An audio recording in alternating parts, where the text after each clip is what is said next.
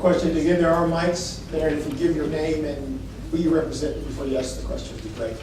You going to go first? Right? You want to have a question?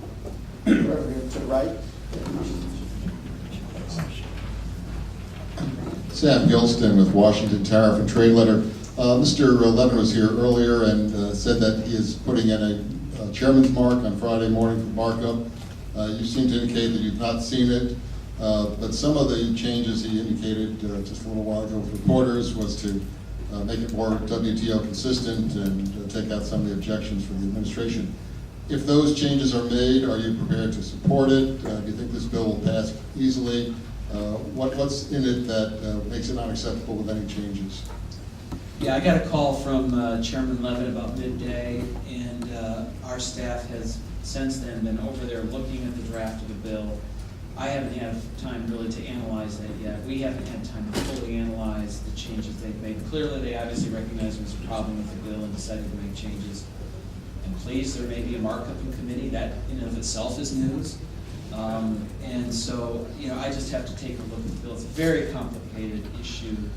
I do think that we have to keep in mind even this WTO compliancy issue, but also how will this affect our relationship in dealing with all of the other issues we're facing with China, which I mentioned, intellectual property rights, indigenous information, piracy, and others. And so I do want to take a serious and close look at the bill, but obviously there'll be a day or two to do that. If we have the markup, then hopefully then I'll be able to give you a better answer on that. It's just, this is breaking news at this point. Other questions? Yes.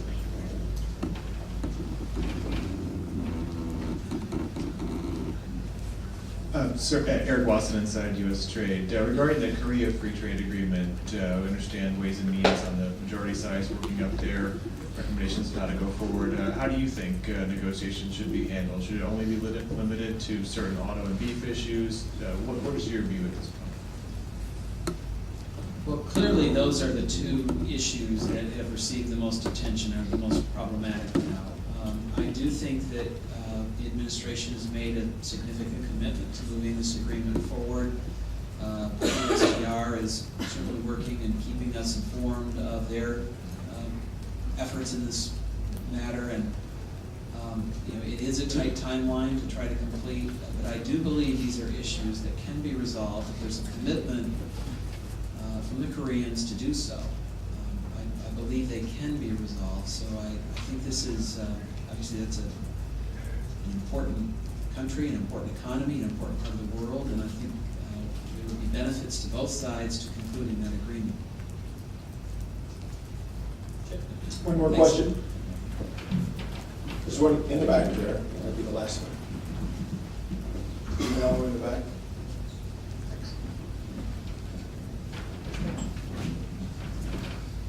Thank you very much, Congressman, for your advocacy of trade and creating jobs through trade agreements and other ways to improve global commerce.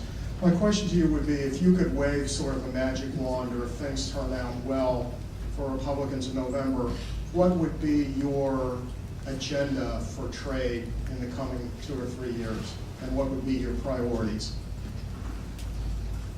Well, we're 40 days from getting the American people's decision on that.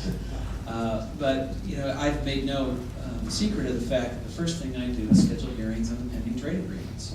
And in terms of just the trade issue, obviously there's a lot of issues that face the Ways and Means Committee. But one of the things you learn is nobody gets a magic wand, and obviously you have to build consensus, and that's why I think it's so important on the trade issue for all of you to become engaged, because I've seen this issue change over the years, and if misrepresentations are made long enough and loud enough, people will believe them. And I do think we have a lot of work to do between now and then to not let these misrepresentations on what engaging in global commerce means. And that is, I think, a big challenge between now and then. As I said, if we lose the battle around the country, it's very difficult to win in Washington. But I think it's been, as I said in my remarks earlier, I think it is inexcusable that we've not had any activity on trade, not one hearing or subcommittee hearing on any of the pending FTAs.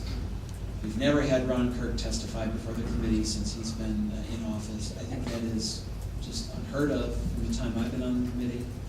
I think we're missing opportunities left and right around the world. Certainly other countries in the EU are taking full advantage of, they're moving their interests forward, and I think we risk a great deal.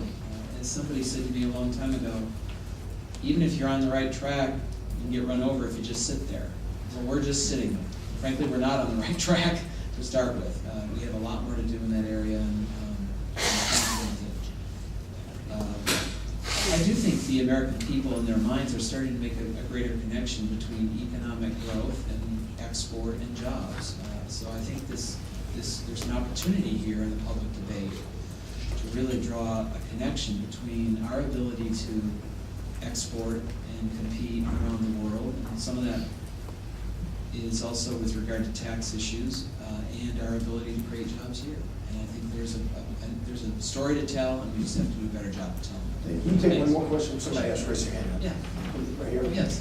Can you just take that last one? Thanks. Thank you. Thank you for your time, Senator. My name is Dr. Toby Malachi, founder and CEO of Malachi Group Worldwide from Indianapolis, Indiana. So you're Indiana, Kentucky, Michigan. Go Hoosiers. My question is, I'm a former General Motors executive for the Chevrolet Motor Division, and I appreciate your comments on automotive. We were told something that in automotive, where services comes into play, that 1 in 4 jobs actually were affected by the automotive industry. Then it became 1 in 6. The reason I bring that up is that services now is going to play a major role in the automotive industry and in manufacturing. Directly to your question about no trade agreements being talked about, I'm a member also of the DEX, District Export Council. And Senator, we're going to have our national conference is actually going to be in Detroit next month, October 21st. And I can tell you by the agenda, you can talk to Senator Locke about this, or excuse me, Secretary Locke about this. The agenda is going to cover trade and trade agreements, and it's going to be, and it's a full agenda and a hard hit agenda. So that may be a turning point there for you. So as an SME, we're awful glad for the services, coalition, but I think that's about ready to change, because as the president said on his export initiative, he wants to double exports by 5 years in jobs, and we're the ones who want to hire people to come to work.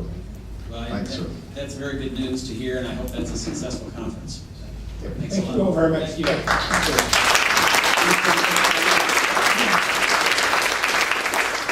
Ladies and gentlemen, as we continue